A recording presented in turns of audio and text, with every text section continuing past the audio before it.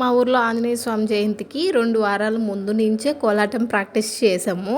Record చేసిన సాంగ్స్కే కోలాటం వేసాము. ప్రాక్టీస్లో ఉన్నప్పుడే అందరికి కాళ్ళకి బొబ్బలు వచ్చాయి. యాంకిల్ దగ్గర అందరికి వాచిపోయింది. టాబ్లెట్లు వేసుకుంటా నూనె వేసి కాళ్ళు రుద్దించుకుంటా మరి ఆంజనేయ స్వామి జయంతి వరకు ప్రాక్టీస్ చేసి ఇంకా ఆ రోజు మధ్యాహ్నం భోజనాలు తిని అందరం రెడీ అయ్యి గుడి దగ్గరికి వచ్చి 4 ఫోటోలు దిగి కలర్ఫుల్ గా ఉంది కదా మా బ్యాచ్.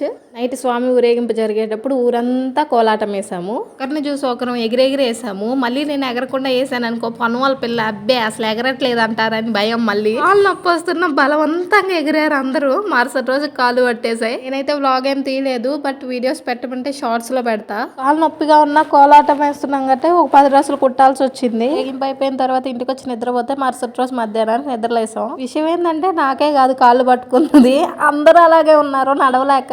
నడవడానికి అవ్వట్లేదు అసలు. కాళ్ళు మోకాళ్ళ దగ్గర యాంకిల్ దగ్గర 2 వాచిపోయాయి. వాష్రూమ్కి వెళ్ళి రావడానికి అరగంట పడుతుంది. ఆ గోడలు ఈ గోడలు పట్టుకొని దెక్కుంటే వెళ్తున్నా. నాకు తెలిసి ఇంకొక వారం ఇట్లాగే ఇబ్బంది పడతానేమో నేను.